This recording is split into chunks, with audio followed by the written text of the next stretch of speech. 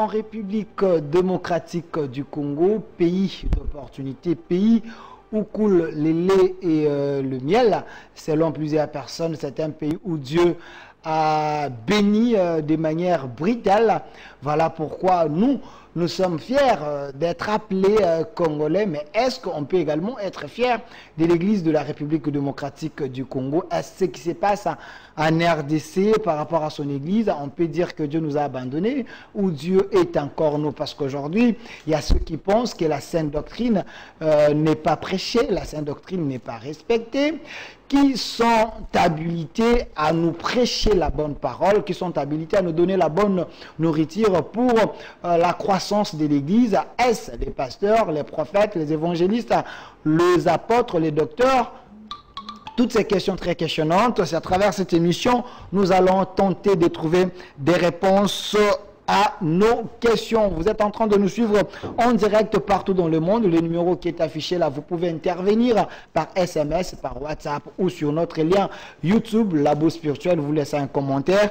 Nous allons vous répondre. Sur ces plateaux, comme annoncé également dans les réseaux sociaux, nous avons l'honneur de recevoir pour vous, pour la 3e ou 4e fois dans cette émission Labo Spirituel, le professeur de l'Université de la foi chrétienne UFC, Monsieur Roger Baka, l'évangéliste le moindre de tous.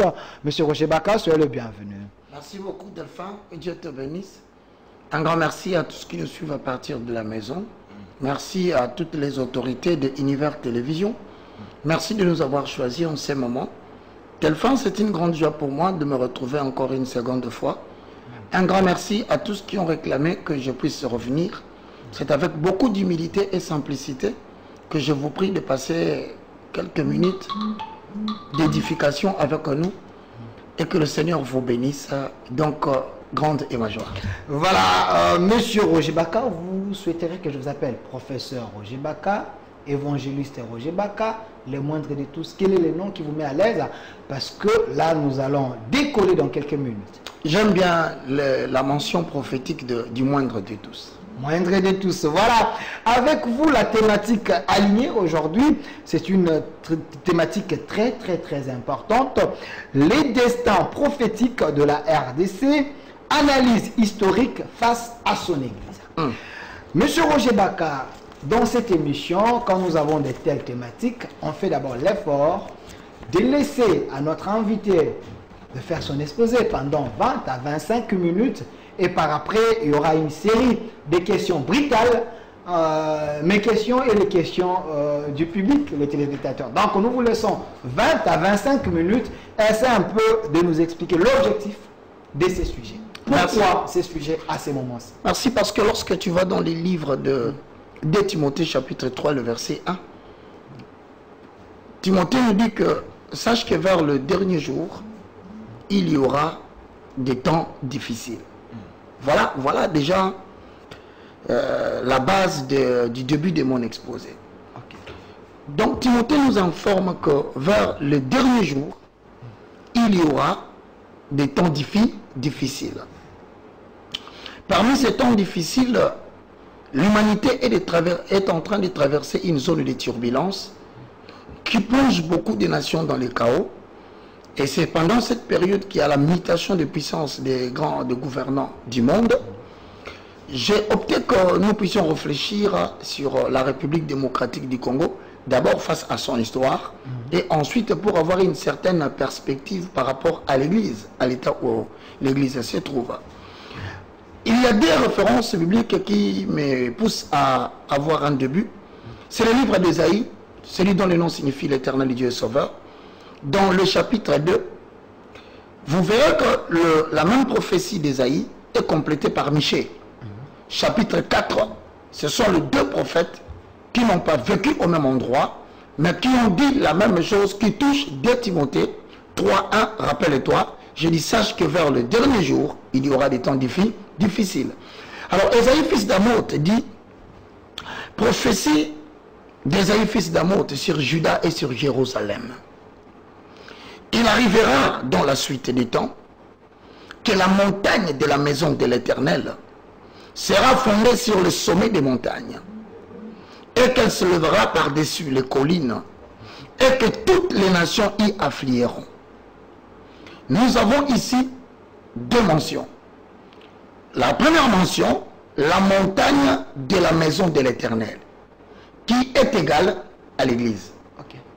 Deuxièmement, on dit que la montagne de la maison de l'Éternel sera fondée sur toutes les montagnes.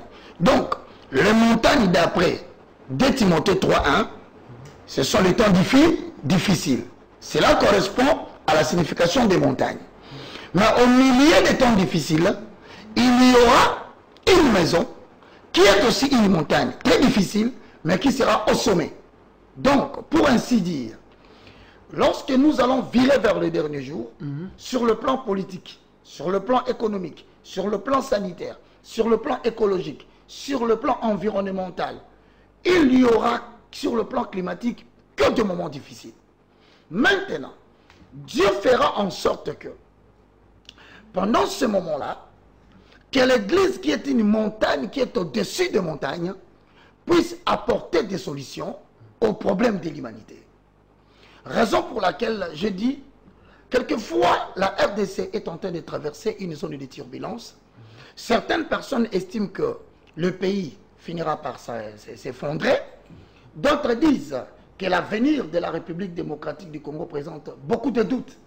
Et que pour des esprits éveillés, l'avenir de la RDC présente des incertitudes, tant sur le plan politique que sur le plan économique. Mais moi, en tant qu'habitant de la montagne, au-dessus de la montagne, je viens faire une analyse pour ainsi dire aux gens qu'il est important que le chrétien sache que face à toutes ces difficultés, Dieu va susciter à l'Église des hommes clés qui apporteront la solution en vue de redonner à l'Église sa valeur, malgré tout ce que nous sommes en train d'observer. Dolphin, je voudrais parler de la RDC par rapport à cette situation de guerre, cette situation d'humiliation. Tout commence par le 14e et le 15e siècle. Vous savez, certaines analyses, pour analyser une situation politico-économique du pays, les recours à l'histoire s'avèrent toujours indispensables. Faire un saut dans les passés. Voici la perspective des Baka. Ok, pas de problème. Vers le 14e et le 15e siècle, mesdames et messieurs, il y avait une politique qui avait place. Ça s'appelle la politique des premiers occupants. Le but de la politique des premiers occupants avait pour mission l'installation ou l'instauration de puissances dans le but de conquérir et même d'installer des réseaux économiques dans le milieu noir pour qu'en période de difficulté, le lieu qu'ils auront conquis puisse servir de respiration économique pour les puissances politiques. Suis-moi bien. Lors des premières expéditions, vous le savez, on nous a dit cela dans l'histoire, il y avait un homme qui a découvert l'embouchure du fleuve Congo. Il s'appelait le Portugais Diego Cao. Mesdames et messieurs, suivez mon introduction. Diego Cao est un Portugais, mais il découvre l'embouchure du fleuve Congo ou du fleuve Zaïre. Mesdames et messieurs, la communauté de puissance, après cette découverte, va mettre en place une politique que je vous ai dit tout à l'heure, la politique de conquête, en recrutant des savants, des explorateurs, pour servir la cause de conquête. Là, vous découvrirez, après, il y a eu David Livingstone, ensuite, il y a eu Philippe, Dieu le veut, pour ne pas oublier l'anglais Henry Morton Stanley. Il faut comprendre, je suis en train d'en venir au problème de la RDC. Pas de problème. Mais avec cette politique de premier occupant, voilà ce qui va se faire. L'Est de la République démocratique du Congo, aujourd'hui en guerre, appartenait particulièrement aux Allemands. La RDC n'a pas été découverte en entier. Lorsque la partie Est dépend totalement de la puissance allemande, vous découvrirez que le Katanga, compte tenu de l'histoire, appartient aux Anglais. Alors, les deux Kasaï au centre seront livrés à qui? Aux Portugais qui viennent de découvrir la Mouchire. Ensuite, mesdames et messieurs, nous avons ce que nous appelons les poules Malébo, qui est composé de quoi? de Kinshasa, de Bandundu, du Bas-Congo et de l'Équateur. Mais regarde ce qui va se passer. Lorsqu'on va recruter des missionnaires et des explorateurs qui sont envoyés au nom de la communauté de puissance, les savants vont se réunir pour essayer de créer une zone au travers tout ce qu'ils ont découvert, qu'ils appellent eux une zone économique. Ensuite, ils vont vouloir réunir tout ce qu'ils ont découvert sous la forme d'un État pour que cet État puisse servir de ressources économiques pour la communauté de puissance. N'oubliez jamais cela. Alors, aura lieu la grande conférence qui va se tenir pour chercher quelle est la nation qui prendra les tutelles de cet État. Voici qu'aujourd'hui, les gens cherchent à comprendre d'où vient le problème de l'implication occidentale dans le pays de la RDC. Vous allez découvrir, mesdames et messieurs, notre problème relève de l'histoire. J'ai essayé de faire certaines démarches, vous les avez suivies, dans la convergence des connivences, où j'ai abordé toutes les couches pour pouvoir comprendre quelle est la recette qu'il faut que l'Église propose. Parce qu'un homme intelligent a dit, toute religion qui n'est pas en mesure de donner une solution aux problèmes réels actuels de sa génération, cette religion ne vaut pas des raisons d'être. Ok. Voilà pourquoi cette conférence va permettre qu'on puisse créer un État. Et justement, cet État doit avoir une tutelle pour sa gestion. C'est alors que l'Allemagne va céder l'Est. C'est alors que les Anglais vont céder le Katanga. Et c'est alors que les Portugais vont libérer les Kasaï. Et le Poul Malebo sera libéré par les Français pour créer un État qu'on va appeler l'État indépendant du Congo. Faites attention. Vous remarquerez que dans l'histoire, on appelle Ghana, Ghana. On appelle le Cameroun, le Cameroun. Les autres États ont des noms. Mais pourquoi la RDC, aujourd'hui, n'a pas de nom? Parce que depuis cette création, on va donner le tutelle de la RDC à une nation neutre. Regardez en Afrique, il n'y a pas de pays qui ont été colonisés par la Belgique.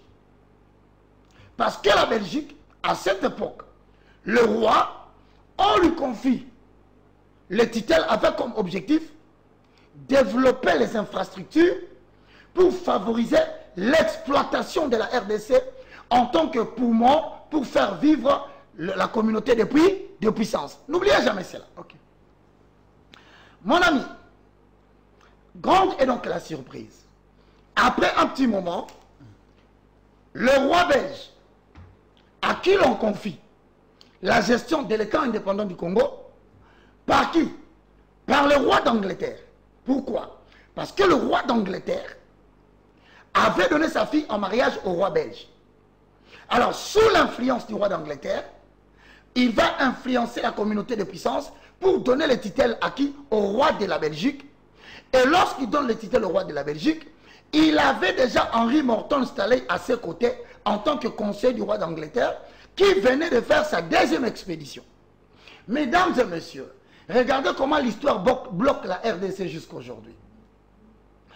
On va maintenant créer l'État indépendant du Congo en donnant la tutelle au roi de la Belgique, mais en consacrant l'existence de l'État indépendant du Congo. Cela a été ratifié par un acte juridique qui a créé la République démocratique du Congo et qui a défini son fonctionnement en tant qu'État des ressources économiques pour la survie des communautés de puissance. Quelques années passèrent, le roi belge va commettre l'infraction de la mégestion. C'est alors qu'en 1908, une deuxième réunion va se tenir, cette fois-là pour retirer la gestion au roi belge et le confier à l'administration belge qui était réputée la meilleure administration de l'époque.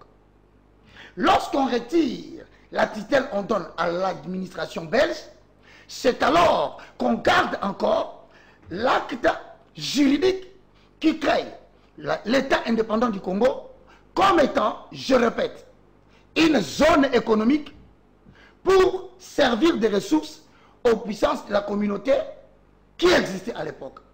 Maintenant, vers 1957-1960, le courant de l'indépendance va frapper. Alors, regardez là où se pose, là où je demande aux intellectuels de m'aider, parce que moi, je ne suis pas historien. Okay. Moi, je suis un esprit du siècle, restaurateur des valeurs spirituelles, mais descendant de l'église, de la montagne, au-dessus des montagnes, qui cherche à trouver des solutions par rapport à sa génération. Okay. Mesdames et messieurs, voilà la première question. Comment la Belgique, qui n'a pas qualité, qui n'a que le titel choisi, va accorder l'indépendance à un État sans annulation de l'acte juridique? Je demande aux politiciens de m'aider. Deuxième question. Aux esprits analytiques de ma nation, parce que nous cherchons à sortir du chaos, tant sur le plan politique et sur le plan ecclésiastique. Okay. Comprenez que des expéditions ont eu objectif en RDC l'installation de l'enseignement ecclésiastique pour maintenir l'aliénation spirituelle de l'homme noir. Première attaque. Okay. Deuxième attaque, l'élaboration du système éducatif, c'est-à-dire la falsification de l'histoire pour perturber le destin de la RDC. À partir de ces deux éléments, je pose la deuxième question. Delphin, comment un État qui a été créé pour être appelé un État consensuel peut obtenir l'indépendance par la lecture d'un discours, sans annulation de l'acte juridique? C'est déjà un problème. Parce que oui, lorsque Lumumba lit le discours, l'acte juridique existe et je te confirme que cet acte juridique a des effets jusqu'aujourd'hui. C'est vérifiable. Vérifiable. C'est la raison pour laquelle, d'ailleurs, que les gens vont comprendre que la partie de l'Est va connaître le premier problème lors de 1900. Le président Mobutu, je crois, en 1997, va favoriser déjà, il commençait déjà à préparer la zaïrianisation. 1990. Okay. Pourquoi il voulait faire la zaïrianisation? Il voulait combattre l'acte juridique, faisant des Zaïre une zone économique pour la survie de la communauté de puissance. Il s'est approprié toutes les entreprises. C'est là, l'homme blanc ayant compris cela, en 1996, en 1997, la communauté de puissance va orchestrer un événement. Quel était cet événement? Il fallait maintenant chercher à maîtriser la RDC en perturbant la politique nationale par l'infiltration de réfugiés en 1997 qui venaient de Rwanda. Ok. Quel était l'objectif de l'infiltration des réfugiés? Il y avait qu'un seul souci, perturber la paix à l'Est, parce que l'Est, jusqu'en 1997, servait de poumon économique avec une production de 600 millions, je crois, ou 600 000 cheptels de bétail.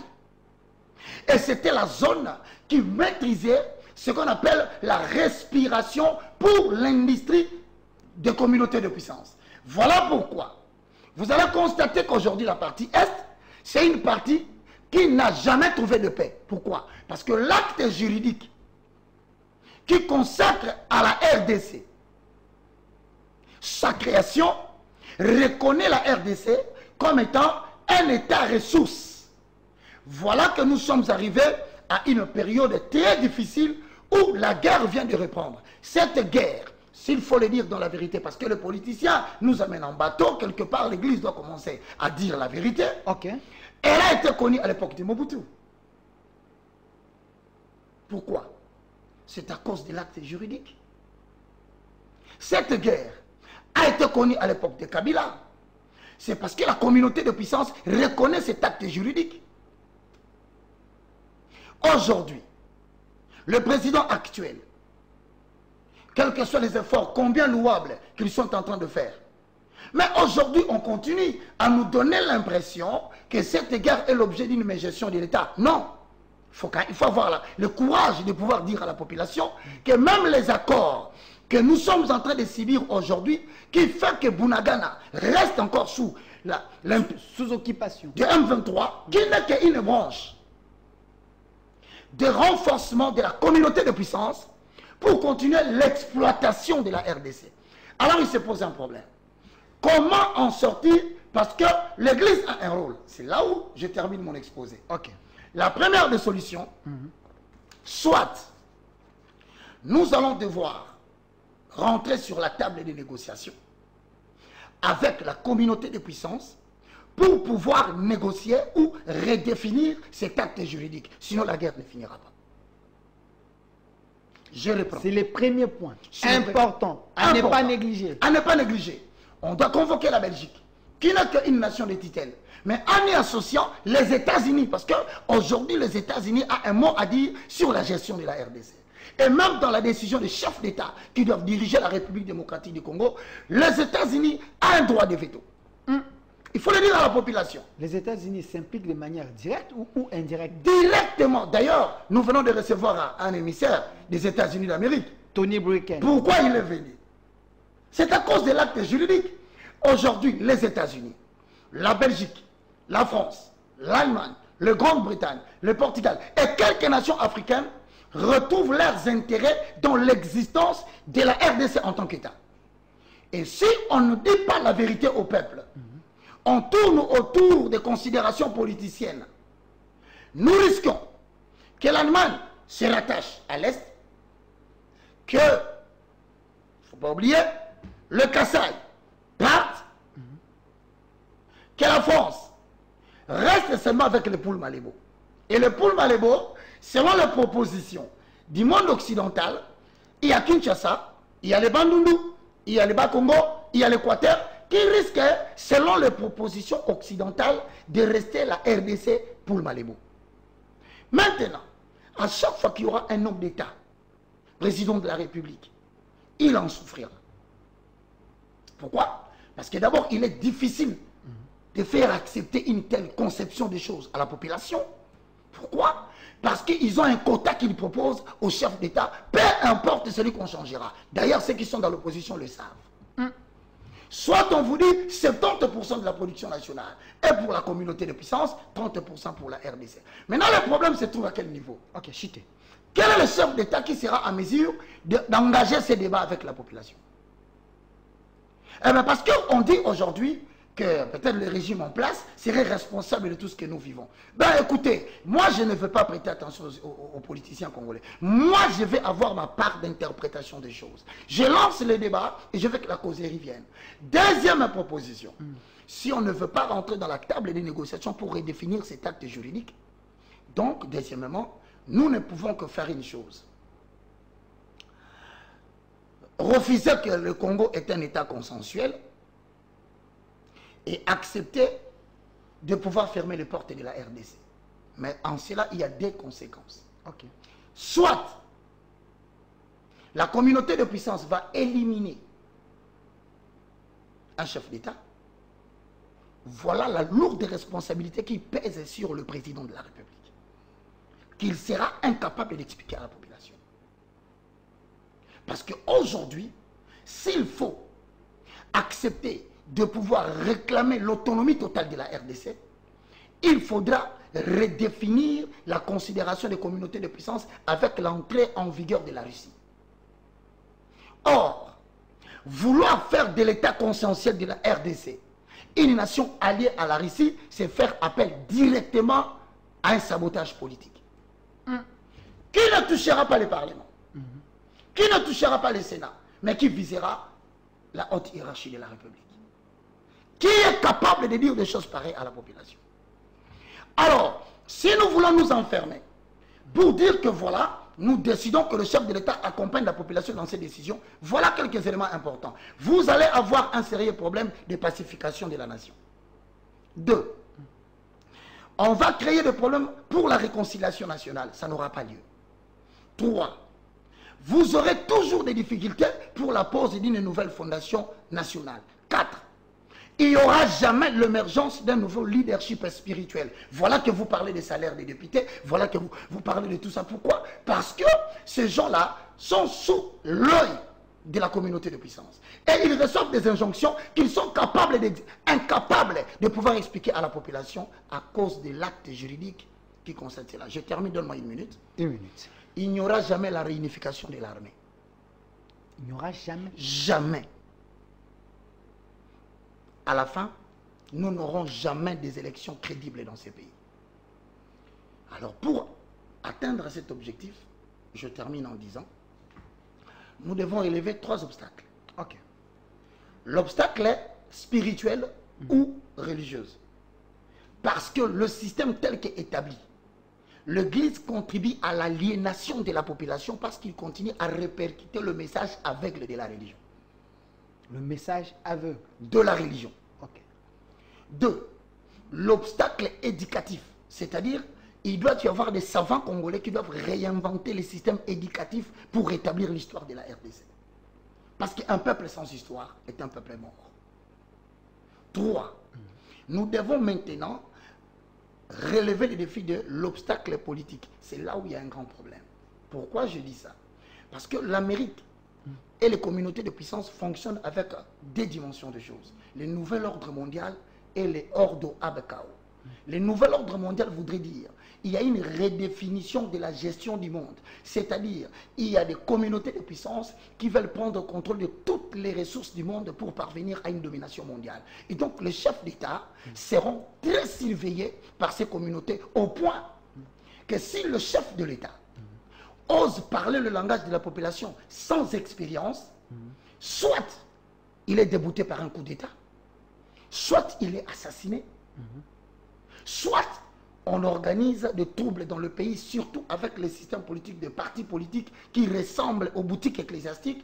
Curieusement, vous constaterez que ce système trouve bien son élan parce que, à prendre rien que Kinshasa, 25 000 églises qui travaillent pour l'aliénation du système théologien et religieux tel qu'importé, 25 000 partis politiques, rien que dans la capitale, voici les 2 armes qui maintiennent la RDC dans les sols.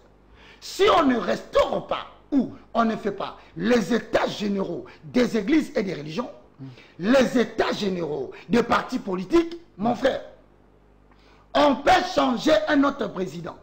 Je mets ma main, même celui qui est à l'opposition là, il peut être peut-être l'élément réserve qu'on prépare pour la continuation de la même politique, mais avec peut-être que des personnes différentes. Merci. Mesdames et messieurs, je suis maintenant ouvert à vos questions. Ok. Je vous dis que je ne connais pas tout. Je partage mon point de vue en tant que citoyen qui cherche des solutions pour ça. Merci, évangéliste Roger Baka. Le moindre. Le moindre de tout ça. C'est cette appellation que je fais aujourd'hui. Le moindre de tout ça. Professeur de l'université de la foi chrétienne UFC.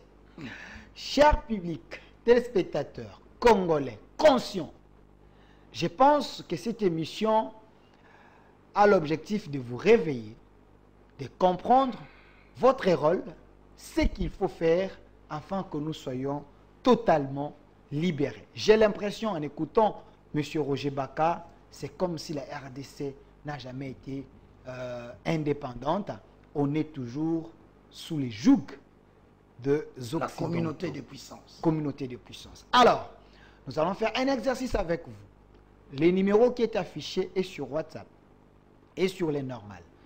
Par rapport à son exposé, vous pouvez poser toutes les questions possibles par rapport à ce que lui vient de dire sur ces plateaux et je vais lui poser toutes ces questions. Il va répondre. Moi également, je vais relayer mes questions à vous, public, à vous, chers téléspectateurs, pasteurs, chers les hommes éclairés de mon pays. Si vous voulez passer dans cette émission, vous nous appelez. On va organiser ces plateaux chaque dimanche à 20 h en direct et rediffusion lundi à 13 h. Évangéliste Roger Baka. Delphin.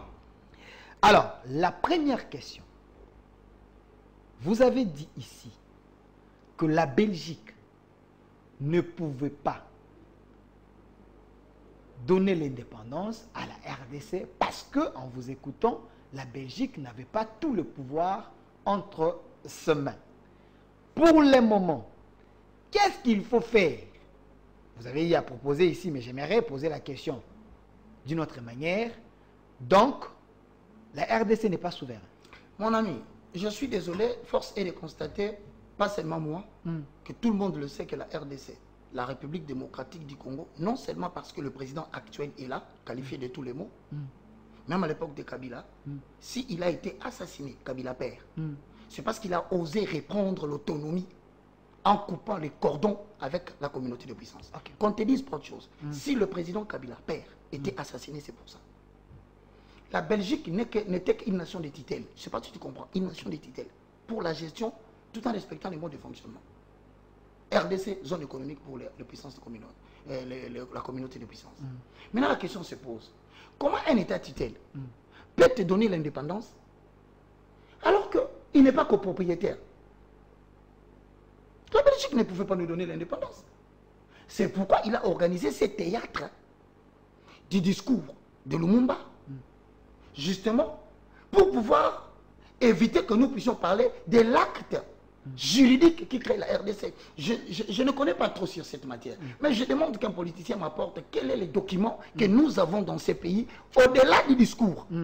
Je dis bien, quels sont les documents, actes juridiques, dont on dispose aujourd'hui, qui peut être brandi pour nous dire, voilà l'acte juridique abolissant le premier qui faisait de la RDC une zone économique pour les communautés de puissance. Donc, sur le plan de la forme, parce que nous siégeons avec d'autres pays, on peut être indépendant, mais sur le plan des fonds, vous pensez... On ne l'est pas. On ne l'est pas. C'est la raison pour laquelle, d'ailleurs, je vais te dire, tu vois, l'acte juridique qui crée la RDC, c'est ça ce qui définit l'État. Nous avons eu l'indépendance par un discours. Mon frère. Mais nous siégeons dans les Nations Unies comme un pays indépendant et autres. Et vous pensez que c'est de la poudre aux yeux? C'est juste... C'est de la poudre aux yeux. Je te dis qu'il n'y aura jamais pacification de pays parce que les décideurs sont dans la communauté des puissances. Il n'y aura jamais la réunification de l'armée. Pourquoi? La zone qu'ils ont ouverte en 1997 à travers l'entrée des réfugiés, c'était pour faire ce qu'on appelle le brassage de l'armée. C'est aujourd'hui comme ça, tu vois, on a dans l'armée, on dit que c'est pas moi, le chef de l'État l'a dit, je le salue, il a dit que nous avons des traîtres. Okay. Moi, je pose la problématique. Je dis qu'aujourd'hui, la Belgique ne pouvait pas nous donner l'indépendance par un discours. J'insiste. Il faut que l'on puisse rentrer dans la table de la négociation pour lire l'acte juridique qui crée la RDC ou l'État indépendant du Congo, vouloir redéfinir les clauses. Parce que sans cela, je te donne un exemple. Okay. Lorsque les communautés de puissance veulent exploiter votre pays, ils vont organiser des guerres à travers la deuxième politique Ordo ab Chaos.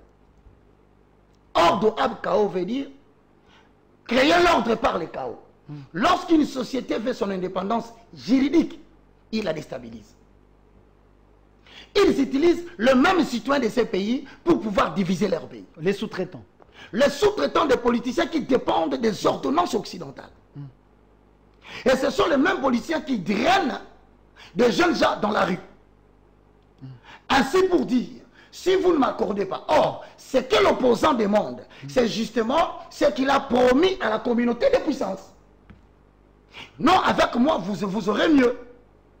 Avec moi, ça sera meilleur que ce qu'il vous offre.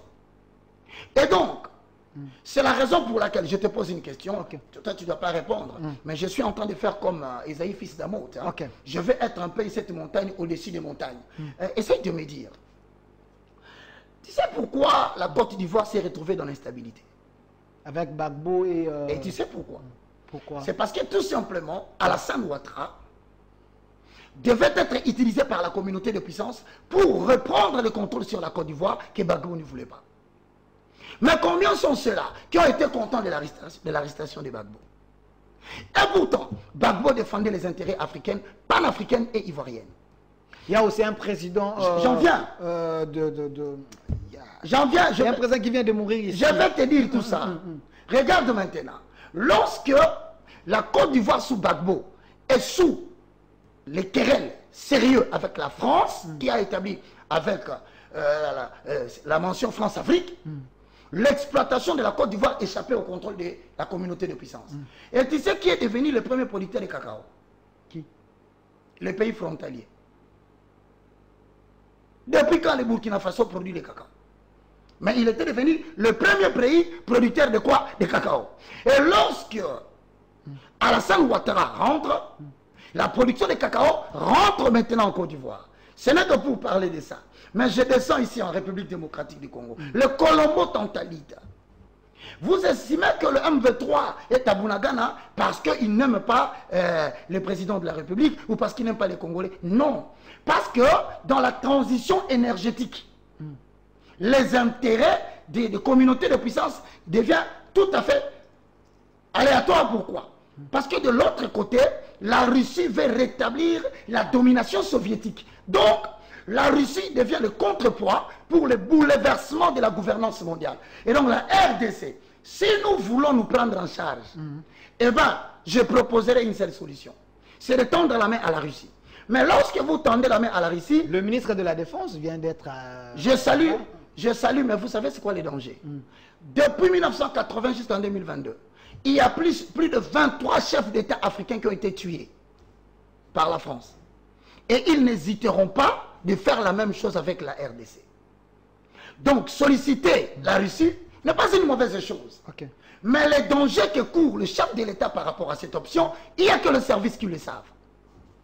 Maintenant, pour détourner l'attention, s'il te plaît, de la communauté de puissance sur le chef de l'État, parce que je vais dire une chose qui doit toucher. Vous savez, aujourd'hui, quand quelqu'un dit quelque chose qui va dans le sens de soutenir le chef de l'État, on dit que soit il est en train de demander au chef de l'État... De faire le dialogue. Non, mon frère. Le chef de l'État, pendant 5 ans, s'il ne réussit pas son mandat, moi j'ai perdu 5 ans. Mes enfants ont perdu 5 ans. Donc je ne dois pas tenir le langage des politiques. Je parle de la République. Comme nationaliste? Oui. Qui a patriotique. Un patriote ecclésiaste. Ok. Parce qu'il y a trop de mensonges dans le milieu politique. Il faut que l'Église commence à redéfinir la notion de la gestion de l'État. Ok. Il ne faut pas réduire la nation à un homme. C'est ainsi que je t'ajoute. Il y a autant de questions. Que le Rwanda n'arrêtera pas la guerre. Pourquoi? Si on ne rentre pas dans la table de négociation pour redéfinir l'acte juridique de la RDC en tant que zone économique avec le bourreau qui envoie Kagame, il n'y aura pas de paix. Mais qui sera la personne que la population va accepter pour cette causerie nationale et sociale? Merci, évangéliste Roger Baka. Nous devons respecter les questions des téléspectateurs. Et on nous a maîtrisé ecclésiastiquement pour qu'il n'y ait pas éveil. J'ai parlé d'un président, le président Magoufouli, le président burundais, qui vient également de mourir. Ces gens-là, Ngourouziza, ils sont morts pourquoi? Et le président de l'Haïti, Juvenal. Okay. Ils ont été assassinés pourquoi? Pour la simple raison que le nouvel ordre mondial impliquait qu'il y ait existence d'un virus pour ébranler les économies du monde. Parce que d'ici 2023-24, nous devons quitter la monnaie dollar en tant qu'unité de réserve. Parce qu'en 1944, après la guerre, les Américains étaient gagnants. Alors ils ont redéfini les choses en utilisant le dollar comme étant l'unité de réserve. Mais maintenant, tu vas regarder dans les jours qui viennent, les dollars vont disparaître. Permets-moi, il faut que l'information soit donnée. Okay. Les dollars vont disparaître, on tend à tendre vers la monnaie virtuelle. Il y a les Cardano, il y a Bitcoin, il y a les Latcom, mais nous tendons vers la monnaie numérique. Donc on est en train de vouloir, d'ailleurs je te dis qu'il suffit qu'on appuie sur un bouton. Toute l'Afrique subsaharienne va tomber, pourquoi? Parce que toute l'Afrique subsaharienne dépend des CFA. Or, tu sais que la banque émettrice des CFA ne se trouve pas en Afrique. La monnaie CFA est fabriquée en France. Voilà comment il suffit qu'on bouscule seulement les circuits économiques sur le plan monétaire.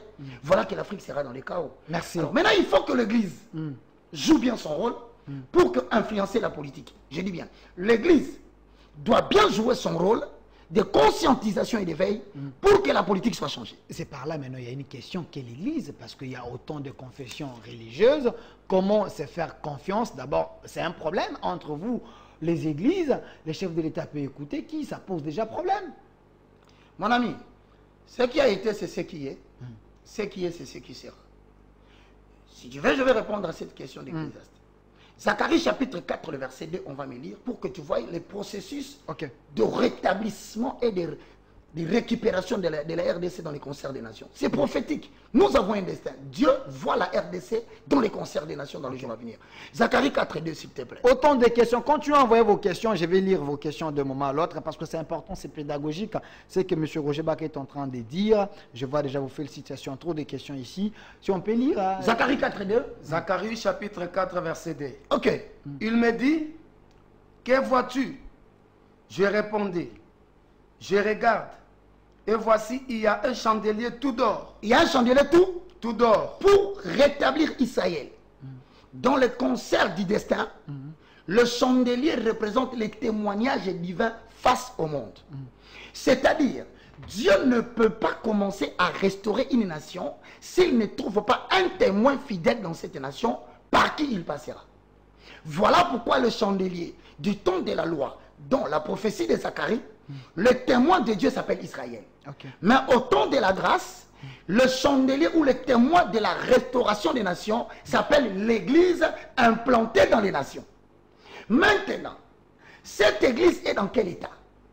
Parce que si Dieu ne restaure pas les sacerdoces, il ne peut pas rétablir la politique.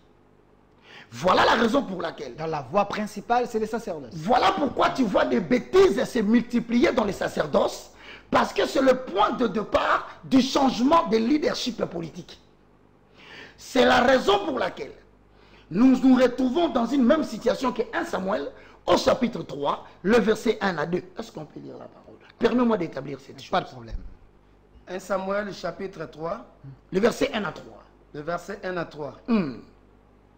Lisons au nom de Jésus. Le jeune Samuel était au service de l'Éternel devant Élie. C'est-à-dire qu'il y a une nouvelle génération qui doit sortir. Les patriarches vont devoir partir.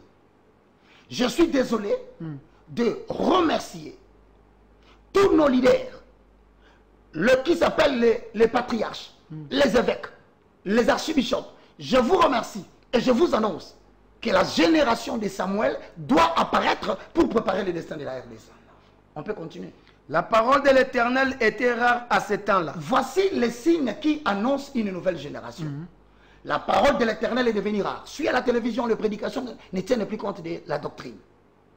La rareté de la parole est un signe pour le changement des générations ecclésiastiques. Deuxièmement, les visions n'étaient pas fréquentes. Qui peut nous dire ce qui va venir en 2023? Qui peut nous dire s'il y aura élection? Qui peut nous dire s'il n'y a pas élection? C'est-à-dire qu'il faut l'émergence d'une nouvelle génération qui parle du destin prophétique de la RDC. S'il vous plaît, ça, j'ouvre une parenthèse, je vais la fermer très vite. Hier, là où vous êtes là, j'étais avec l'un des prophètes de la nation, prophète Dinilesi. Il était là. Parce que vous avez dit, qui peut nous dire s'il y aura élection en 2023 ou pas? Il avait dit, il y aura élection, peut-être aussi, on peut avoir un petit glissement, et aussi, il a confirmé, la personne qui sera réélue, c'est le chef de l'État, Félix-Antoine Tshilombo. Il a parlé de l'écran prophétique. Je vous ajoute une deuxième question, parce qu'il fallait qu'on arrive là. Il a sa manière d'agir présentement avec l'évangile. Il est avec les musiciens, les Fali, les Wera, les Kofi, tout le monde.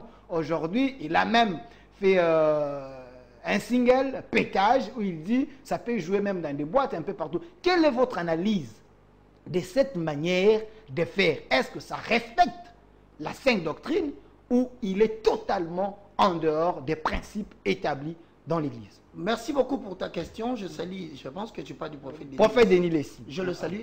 Il était là hier. Je le salue. Mais je te dis, moi je parlais du destin prophétique. Je n'ai pas parlé de l'écran. Le destin est une loi supérieure qui semble diriger les cours des événements vers une certaine finalité préalablement établie par Dieu. Je reprends. La RDC a une loi, pas un écran. Si c'est l'écran, je le concède. C'est pour lui. Mais je parle de la loi supérieure qui dirige les événements, l'emplacement des autorités, le changement de pouvoir vers une certaine finalité préalablement établie par Dieu. Parlons de cela. Je vais te donner des éléments qui te montrent que je ne suis pas d'accord avec les observations que les autres font. Est-ce qu'on peut continuer la lecture? Oui. À ce temps-là, Élie, qui commençait à avoir les yeux troubles. C'est-à-dire Élie, c'est le sacrificateur du moment. Mais mon frère, je suis désolé, avec tout le respect, je regarde tous les responsables qui aujourd'hui, lorsqu'on signe la mention de votre communauté, on cite ton nom. Je suis désolé. Je pense que tous les patriarches ont les yeux troublés maintenant. Tout. Je le répète, tout. En RDC. Je dis et je le répète, il y aura changement de génération. Donnez-moi 8 jours. Donnez-moi 8 semaines. Donnez-moi 8 mois. Donnez-moi 8 ans. Vous ne parlerez plus de ces hommes que vous entendez aujourd'hui. Pourquoi? Parce que l'église va quitter les stades des bâtiments locaux, ça va devenir des écoles, des universités pour la préparation d'une nouvelle élite. Vous les lancez les défis. Ce n'est pas un défi. Ce n'est pas un défi, c'est une parole prophétique. Okay. De toutes les façons, nous sommes le quelle date?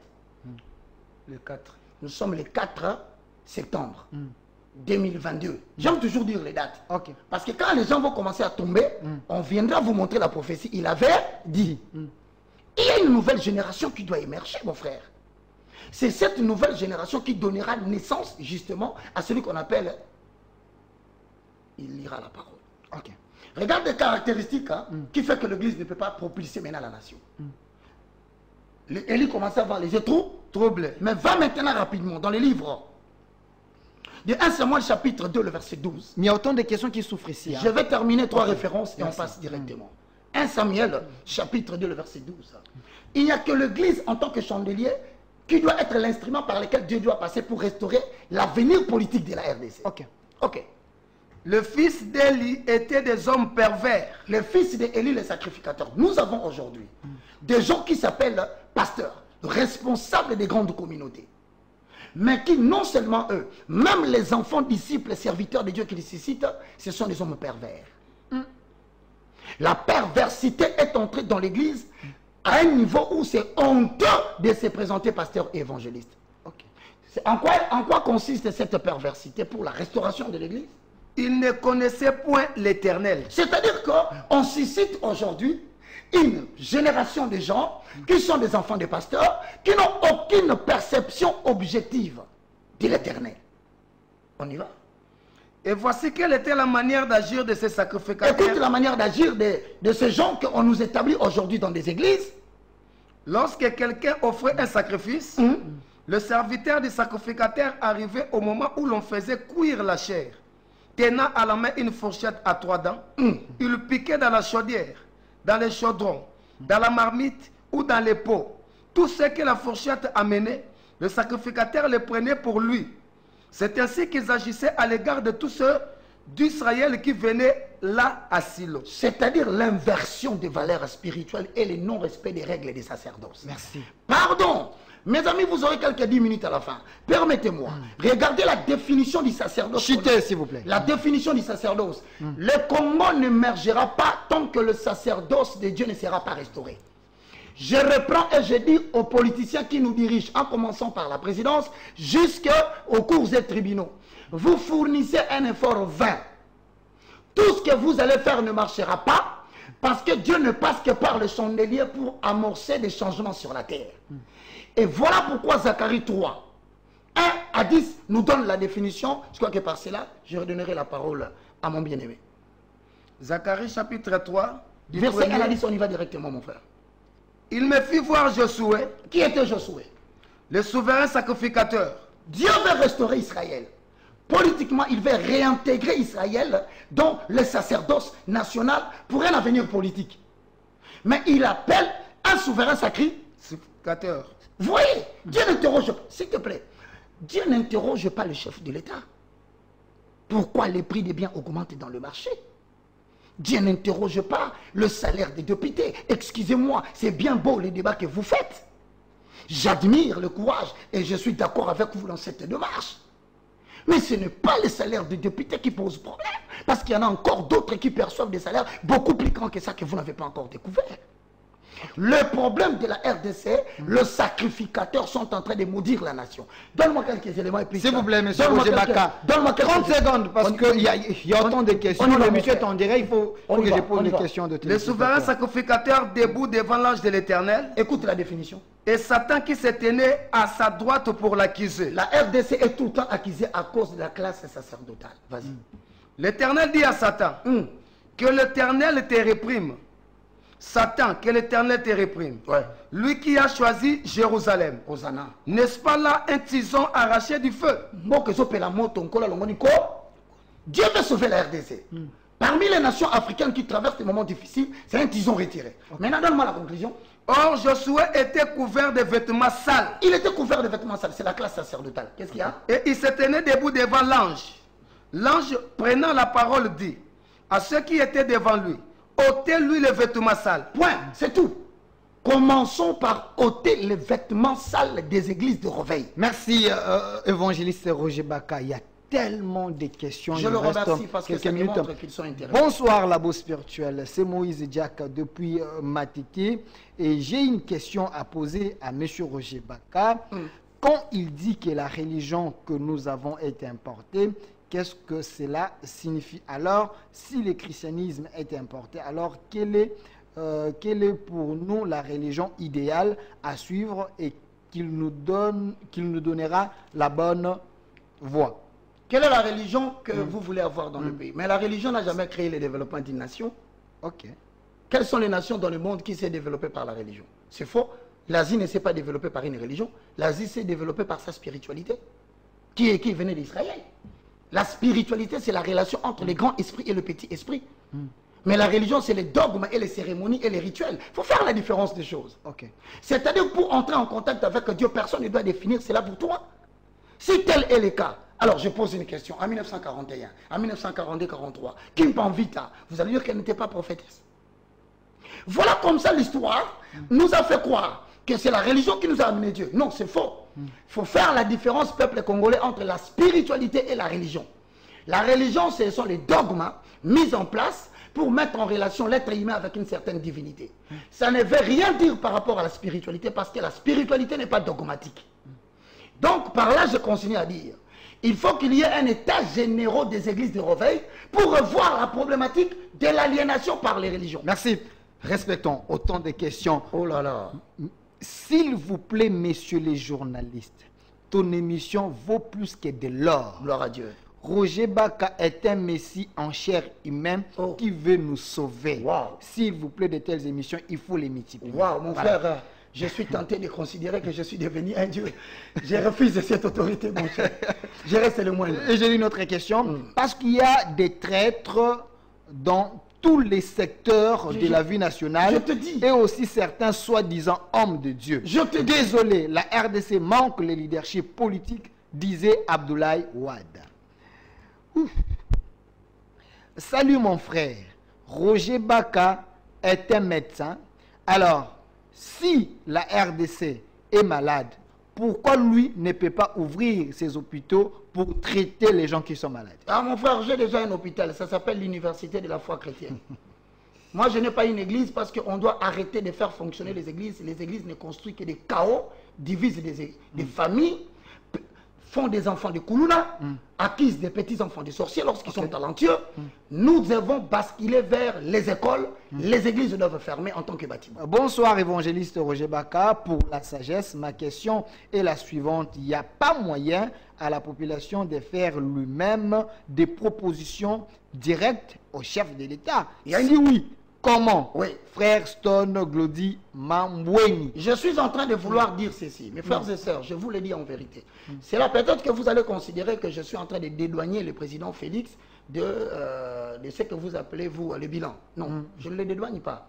Mais j'essaie seulement de vous dire qu'il a hérité de l'actif et du passif de la nation, qui a commencé depuis la création de l'acte juridique, faisant de la RDC une zone pour faire respirer les communautés de puissance. Donc il en souffre lui aussi comme nous en souffrons.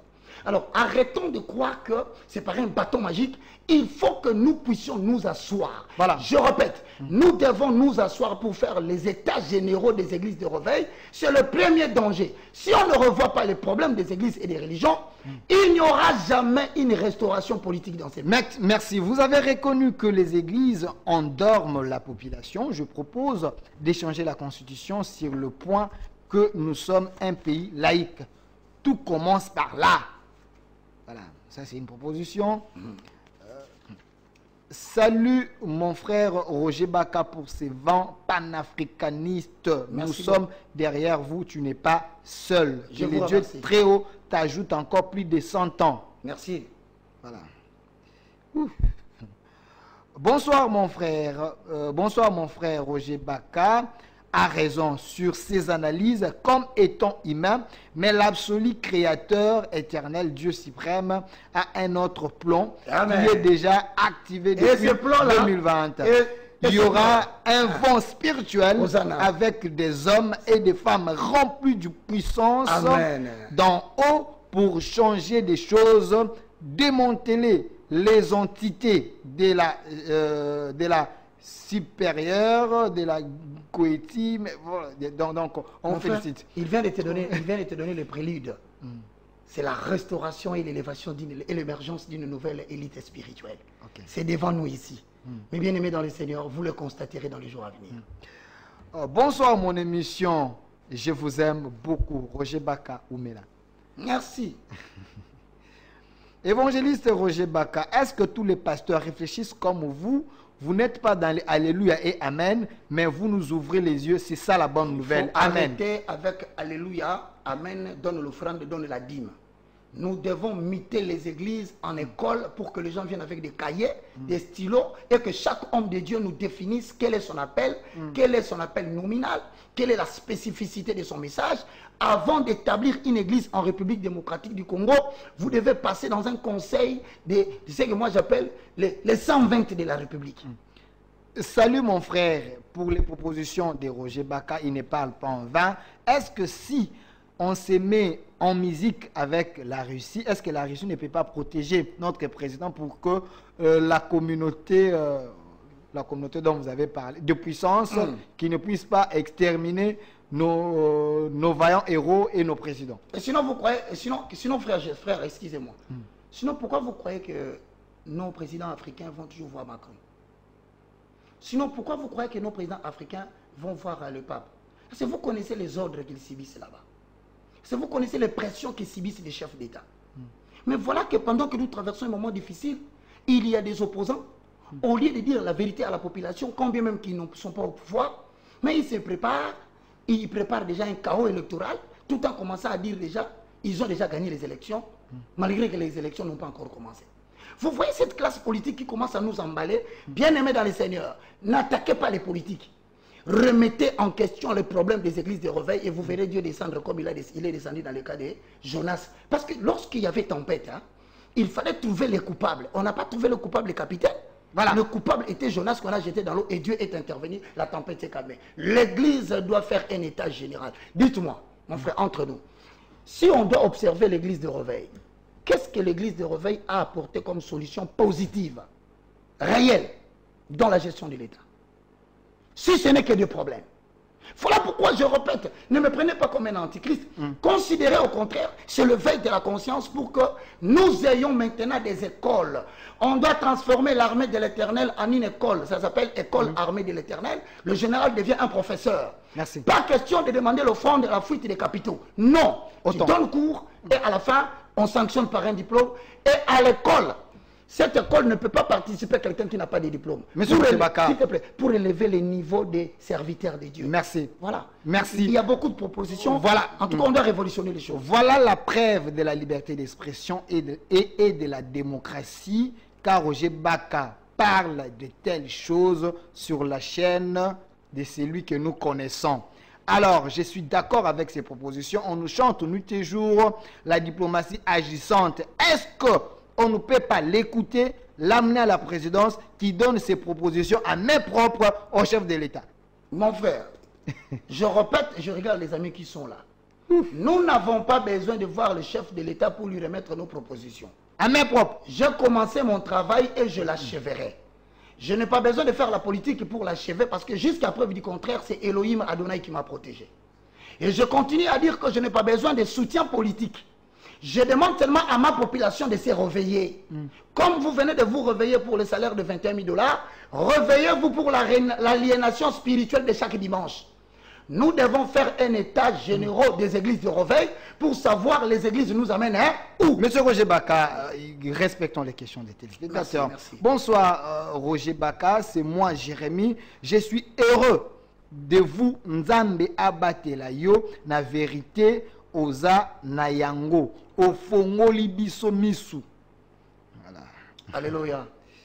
Même si quand on fait des prières au stade, moi ça m'étonne. Est-ce qu'une prière peut changer un acte juridique?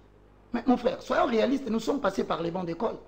Comment voulez-vous que nous réfléchissions tous comme si nous étions aliénés? Comment veux-tu que nous nous réunissions au stade pour faire une prière afin que Dieu délivre Bunagana? Mais attention mes frères, nous devons rentrer dans la redéfinition de cet acte qui a créé la RDC. Voilà les émissions que nous aimons. Monsieur Delphin, hier, j'ai suivi ton émission avec les prophètes Denis Lessi. Aujourd'hui, avec Roger Baka, je vois, c'est la nuit et...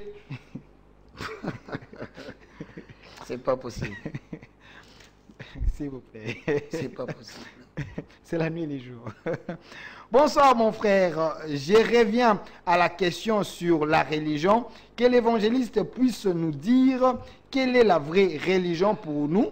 Le christianisme importé, cela veut dire quoi? Écoute-moi, frère, je te regarde en face, hein, ou bien tu refuses de me comprendre. Je te dis que la religion n'apporte jamais le développement d'une nation. La religion est définie comme religae. C'est l'ensemble des dogmes, des croyances et des pratiques qui mettent en relation un être humain avec une certaine divinité. Ça ne développe pas la nation. Je suis en train de te parler de la spiritualité. Donc, va dans ton dictionnaire Larousse, fais la différence entre ces deux concepts. Moi, je suis un spirituel. Tu as déjà vu un spirituel qui s'oppose à la religion? Mais voici un modèle pour te dire que je suis un citoyen libre. Parce que je constate que la religion importée, je parle de l'église catholique, je parle des missionnaires qui nous ont bâti des universités protestantes ici. Est-ce que vous savez d'abord que les églises qui ont été bâties avec les missionnaires ont été bâties par l'argent des multinationales? Ce n'étaient pas les offrandes des églises catholiques, non. Voilà pourquoi aujourd'hui on est en train de répliquer un modèle qui appauvrit la nation. Premièrement, il y a fuite de la main d'œuvre parce que tous les jeunes gens sont dans l'église pour des veilles de prière, des jeûnes et de prières, et ils croient que à partir de cette prière-là, ils peuvent changer l'acte juridique créant la RDC en tant qu'une zone économique. Ça ne peut pas se faire. Merci. Nous devons avoir une élite intellectuelle spirituelle pour remettre en question, primo, la spiritualité de la RDC, travail que je fais déjà. Secondo, le système éducatif congolais par des savants qui doivent inventer un nouveau système éducatif.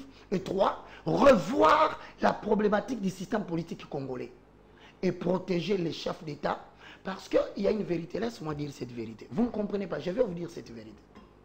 Frère, le président des nations africaines sont obligés de faire des courbettes avec l'Occident. Vous savez pourquoi? Parce qu'ici, dans leur nation, il y a toujours quelqu'un qui estime que le président ne gère pas bien et qu'il faut qu'il retourne la population en utilisant les faiblesses de la population qui existaient déjà, le brandir comme étant un défenseur pour qu'il soit acclamé. Mes frères, faites une observation. Mobutu est parti. Qui n'a pas insulté Mobutu? Kabila père est venu. On l'a assassiné. Kabila fils est venu. Qui ne l'a pas insulté? J'apprends même qu'aujourd'hui, qu'il y aurait des politiciens qui sembleraient dire que Kabila serait mieux et qu'il revienne. Et avec le président Félix, qui est insulté matin, midi, soir. Frère, je pose une question. Je n'ai qu'une question à vous poser. Croyez-vous que celui qui viendra après va changer les choses? Nous devons rentrer dans la table de réflexion. Merci. Arrêter les combats personnels. Merci. Mais, salut ma chaîne préférée Univers. Une fois de plus, je vous dis merci pour votre excellence. Je suis fan de votre chaîne. Je veux me donner la discipline de bloquer toutes les chaînes sur ma télévision. Ah non. Restez que... Ah non. S'il vous plaît, que Il y a aussi ma chaîne. Que je termine. Toutes les chaînes de ma télévision pour rester qu'à l'univers pour suivre de telles émissions. Merci pour votre excellence. Non, j'ai ma chaîne. Hein. Toute cette émission passera aussi dans ma chaîne. C'est-à-dire ERB Télévision sur TNT et sur BlueSat. Tu peux tout bloquer. Tu restes avec Univers et ERB. Dans le système politique céleste qui sera mis en place, celui qui sera comme leader n'aura pas besoin de la Russie ou des États-Unis pour sa protection. Il y aura toute une armée, des archanges tout autour de lui. Bah, c'est un point de vue, on accepte. Voilà.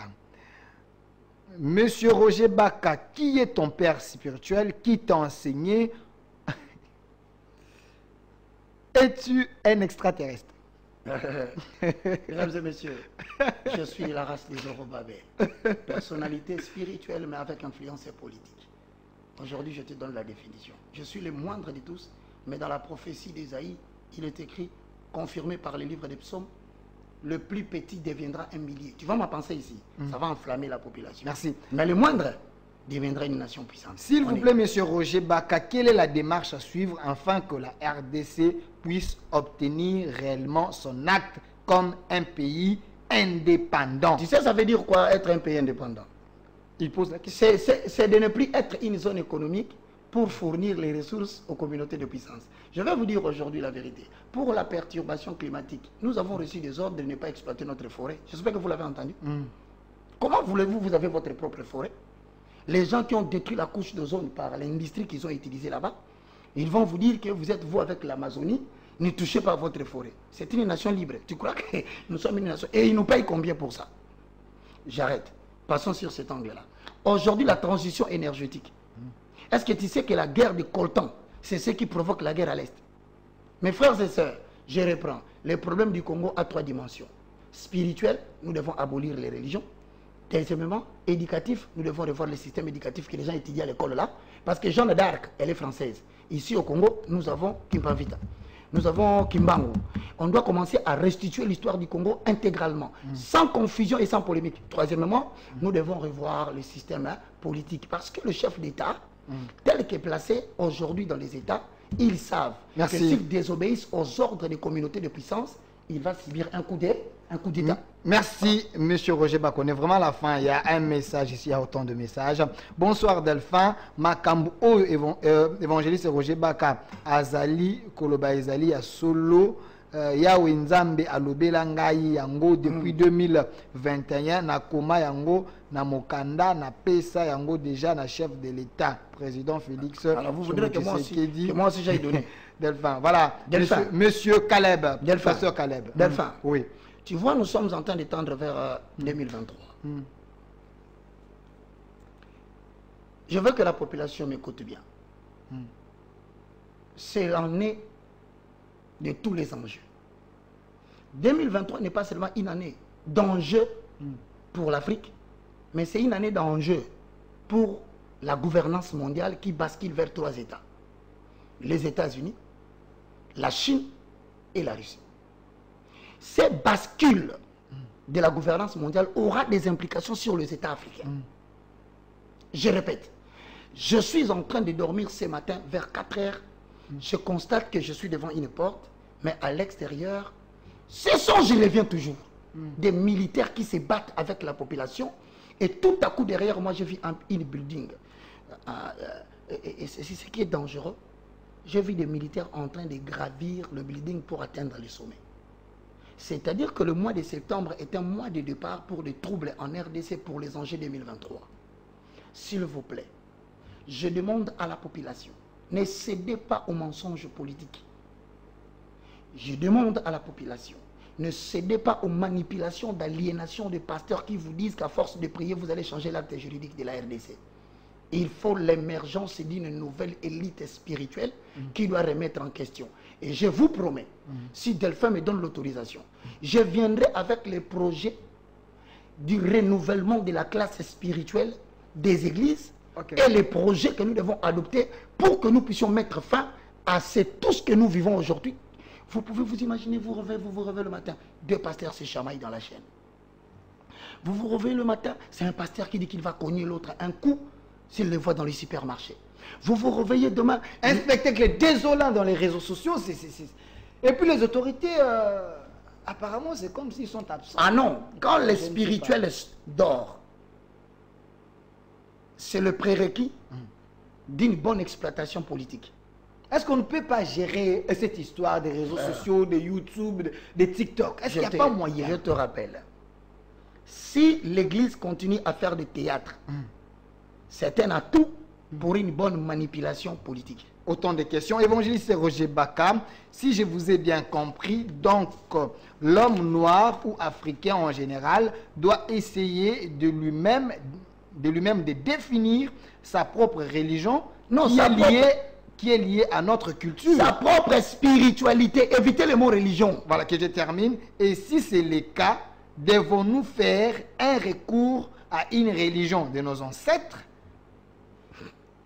Mon ami, c'est une question. Je répète, pas une nouvelle religion. La religion, c'est l'ensemble des dogmes. Personne ne peut te définir comment, ce qui est bien ou mal par rapport à Dieu. Dieu lui-même te parle, toi qui me parles. Comment tu pries? Pour entrer en contact avec Dieu, tu as besoin d'une échelle.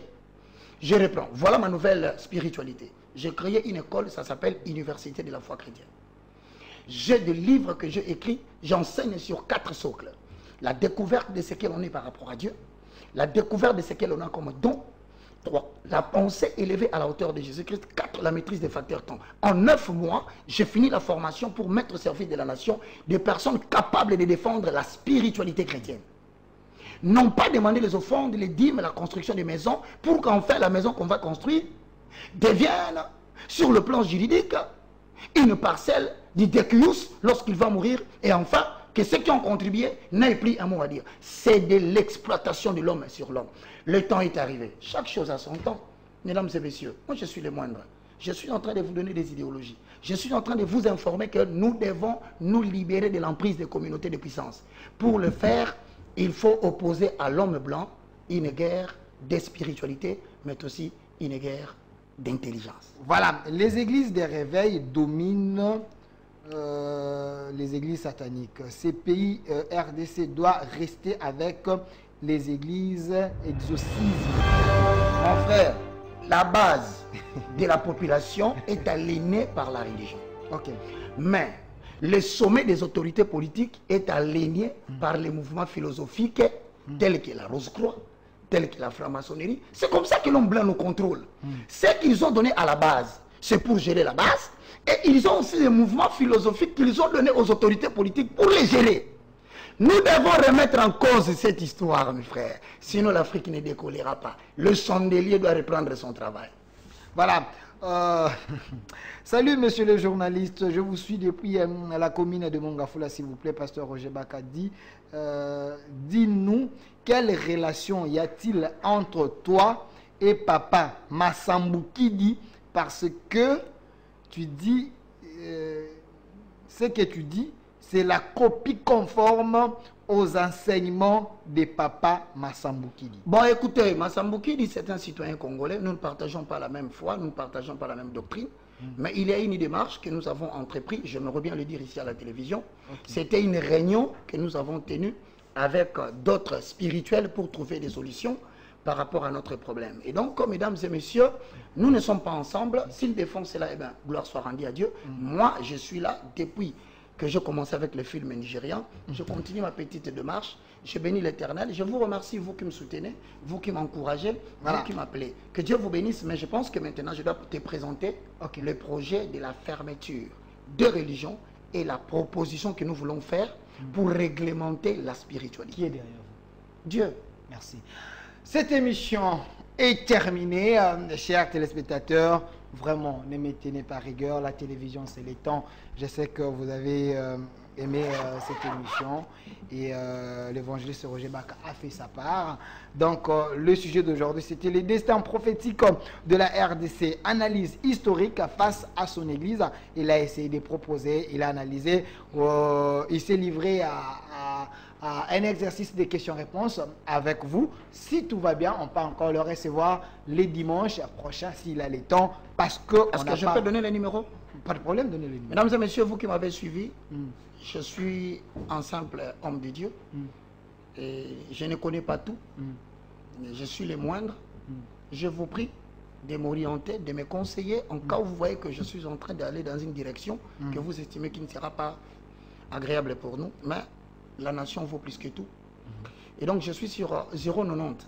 C'est mon numéro de téléphone WhatsApp. 090 79 66 785.